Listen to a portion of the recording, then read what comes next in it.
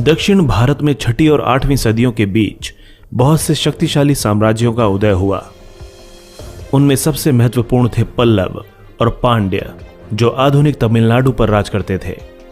आधुनिक केरल में चेर थे और चालुक्य महाराष्ट्र या दक्कन पर राज करते थे। चालुक्य राजा पुलकेशिन द्वितीय ने ही हर्ष को हराया था और उसे दक्कन की ओर अपने राज्य का प्रसार करने नहीं दिया था। इनमें पल्लव और पांड्य जैसे कुछ राज्यों के पास शक्तिशाली नौसेना थी। उन्होंने दक्षिण पूर्व एशिया के देशों और चीन के साथ आर्थिक, धार्मिक और सांस्कृतिक संबंधों को मजबूत बनाने में महत्वपूर्ण भूमिका निभाई। अपनी शक्तिशाली नौसेना के बल पर उन्होंने श्रीलंका पर आक्रमण किया और उसके कुछ भागों पर कुछ समय तक शासन भी किया। चोल साम्राज्य का उदय 9वीं सदी में हुआ था। उसने प्रायद्वीप के एक बड़े भाग को अपने अधीन कर लिया। चोलों ने एक शक्तिशाली नौसेना का विकास किया, जिसके बल पर उन्होंने श्रीलंका और मालद्वीप के द्वीपों को भी जीत लिया। दक्षिण पूर्व एशिया पर उनका प्रभाव आज तक महसूस किया जाता है। इसीलिए चोल साम्राज्य को दक्षिण भारत के इतिहास का चरम बिंदु कहा जा सकता है। चोल साम्राज्य का संस्थापक विजयालय था, जो पहले पल्लवों का सामंत रह चुका था। उसने साल 850 में तंजावुर पर कब्जा किया। 9वीं सदी के अंत तक चोल कांची के पल्लवों को भी हरा चुके थे और पांड्यों को भी कमजोर कर चुके थे। इस तरह दक्षिण तमिल भूमि टोंड मंडल पर उनका अधिकार हो गया, मगर राष्ट्रकूटों से अपना बचाव करने के लिए चोलों को लोहे के चने चबाने पड़े। जैसा कि कृष्ण तृतीय ने चोल राजा को हराकर चोल साम्राज्य के उत्तरी भाग को छीन लिया था। चोलों के लिए यह एक भारी पराजय थी, पर वे जल्द ही संभल गए। विशेषकर 965 में कृष्ण तृतीय की मृत्यु और राष्ट्रकूट साम्राज्य के पतन के बाद। उसके बाद 2 सदियों तक दक्षिण भारत में चोलों का वर्चस्व रहा। राज और राजेंद्र प्रथम का युग। चोल राजाओं में सबसे महान राज और उसका पुत्र राजेंद्र प्रथम थे। राज का काल 985 से 1014 तक माना जाता है और उनके पुत्र राजेंद्र प्रथम का काल 1014 से 1044 तक माना जाता है। राज ने कावेरी के कछार डेल्टा समेत पूरे तमिल क्षेत्र को एक शक्तिशाली राज्य में एकजुट किया और उसके प्रभाव को उत्तर में स्थित कलिंग या उड़ीसा तक फैला दिया। उसने विदेशी व्यापार के लिए और कुछ पड़ोसी क्षेत्रों पर वर्चस्व के लिए नौसेना के महत्व को समझा। त्रिवेंद्रम में चेर नौसेना को हराया और क्विलोन पर आक्रमण किया। फिर उसने मदुरई को जीता और पांड्य राजा को बंदी बनाया। उसने श्रीलंका पर भी आक्रमण किया और उसके उत्तरी भाग को अपने साम्राज्य में मिला लिया। उसकी इच्छा यह थी कि दक्षिण पूर्व एशिया के देशों में होने वाले व्यापार को वो अपने अधीन कर ले। इसीलिए उसने इन सभी आक्रमणों को अंजाम दिया था। कोरोमंडल तट मालाबार और दक्षिण पूर्व एशियाई देशों के साथ व्यापार के केंद्र थे। मालदीव की विजय उसके नौसैनिक कारनामों में से एक थी। राज ने कर्नाटक के गंग साम्राज्य के पश्चिमोत्तर भागों पर भी अधिकार किया और वेंगी को हराया। राजेंद्र प्रथम अपने पिता के जीवन काल में ही युवराज बना दिया गया था तथा सिंहासन पर बैठने से पहले ही प्रशासन और युद्ध का काफी अनुभव प्राप्त कर चुका था। पांड्य और चेर क्षेत्रों को पूरी तरह रौंदकर और उनको अपने साम्राज्य में मिलाकर राजेंद्र प्रथम ने राज की विस्तारवादी नीति को आगे बढ़ाया। श्रीलंका की विजय का कार्य भी पूरा हुआ तथा श्रीलंका के राजा और रानी के मुकुट और राज चिन्ह पर कब्जा कर लिया गया। अगले 50 वर्षों तक श्रीलंका चोलों के अधीन रहा। राज और राजेंद्र प्रथम ने अपने विजय की पहचान के रूप में विभिन्न स्थानों पर भगवान शिव और भगवान विष्णु के अनेक मंदिर बनवाए। इनमें से सबसे प्रसिद्ध तंजावुर का राजराजेश्वर मंदिर था, जो 1010 में पूरा हुआ। चोल राजाओं ने इन मंदिरों की दीवारों पर अभिलेख लिखवाने की प्रथा चलाई, जिनमें उनके विजय के ऐतिहासिक वृत्तांत दिए जाते थे। यही कारण है कि चोलों के बारे में हम उनके पहले के राजाओं की अपेक्षा काफी अधिक जानते हैं।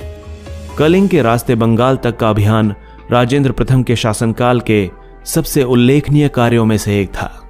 इसमें चोल सेनाओं ने गंगा नदी पार कर 2 स्थानीय राजाओं को हराया था। यह अभियान, जिसका नेतृत्व एक चोल सेनापति ने किया था, 1022 में चलाया गया और इसमें उसी रास्ते को उल्टी दिशा से अपनाया गया जिसे महान विजेता समुद्रगुप्त ने अपनाया था। इस विजय की याद में राजेंद्र प्रथम ने गंगई कोंड चोल यानी गंगा का चोल विजेता की उपाधि ग्रहण की। उसने कावेरी नदी के मुहाने के पास अपनी नई राजधानी बनाई और उसका नाम गंगईकोंड-चोलपुरम रखा। इसका अर्थ था गंगा के चोल विजेता का नगर। पुनर्जीवित हुए श्री विजय साम्राज्य के खिलाफ नौसैनिक अभियान राजेंद्र प्रथम के काल का एक और उल्लेखनीय कारनामा था।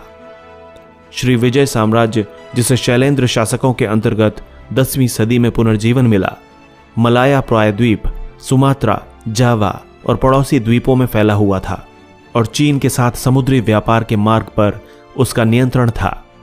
श्री विजय साम्राज्य के शैलेंद्र राजवंश के शासक बौद्ध थे और चोलों से उनके सौहार्दपूर्ण संबंध थे। शैलेंद्र राजा ने महत्वपूर्ण बंदरगाही नगर नागपट्टनम में एक बौद्ध मठ भी बनवाया था और उसके आग्रह पर राजेंद्र प्रथम ने मठ की देखभाल के लिए एक गांव दान में भी दिया था। भारतीय व्यापारियों के राह की बाधाएं दूर करने और चीन के साथ चोलों के व्यापार का प्रसार करने की चोलों की इच्छा प्रत्यक्ष रूप से दोनों के बीच संबंध विच्छेद का कारण थे। इन अभियानों के फलस्वरूप कदारम या केले तथा मलाया प्रायद्वीप और सुमात्रा के दूसरे बहुत से स्थान जीत लिए गए। चोल नौसेना इस इलाके में सबसे शक्तिशाली रही और कुछ समय तक बंगाल की खाड़ी चोलों की झील बनी रही। लेकिन इसके बाद भी शैलेंद्र शासकों के साथ उनके हार्दिक संबंध जारी रहे। ये सभी जानकारियां सुमात्रा से मिले एक टूटे फूटे अभिलेख से प्राप्त हुई हैं, जिस पर साल 1088 की तारीख पड़ी हुई थी। चोल शासकों ने चीन में अनेक प्रतिनिधिमंडल भी भेजे। ये कूटनीतिक और अंशतः व्यापारिक भी थे। चोल प्रतिनिधिमंडल 1016 और 1033 में चीन पहुंचे। 70 सौदागरों का एक चोल प्रतिनिधिमंडल 1077 में चीन गया और एक चीनी वृत्तांत के अनुसार कांच के सामान, काफूर, जरी के वस्त्रों, गेंडों, सींगों, हाथी दांत आदि के रूप में दिए नजराने के बदले उसे ताम्र मुद्राओं की 81,800 मुद्राएं प्राप्त हुईं, जिसकी कीमत 4 लाख रुपए से भी अधिक थी। व्यापार के लिए लाई गई सभी वस्तुओं के लिए चीनी लोग नजराना यानी ट्रिब्यूट शब्द का ही प्रयोग करते थे। चोल राजा बराबर चालुक्यों से लड़ते रहे, जिन्होंने राष्ट्रकूटों की जगह ले ली थी। इन्हें परवर्ती चालुक्य भी कहा गया और इनकी राजधानी कल्याणी थी। वेंगी या रायलसीमा, तुंगभद्र के दोआब, उत्तर पश्चिम कर्नाटक के गंग शासित प्रदेश के नियंत्रण के लिए चोल और परवर्ती चालुक्य टकराते रहे। इस टकराव में किसी भी पक्ष को निर्णायक विजय नहीं मिली और अंततः दोनों ही राज्य थक कर चूर हो गए। ये भी प्रतीत होता है कि इस काल में युद्ध कठोर से कठोरतम होते जा रहे थे। चोल राजाओं ने कल्याणी समेत चालुक्य नगरों को रौंदा और लूटा तथा ब्राह्मणों और बच्चों समेत जनता का नरसंहार किया।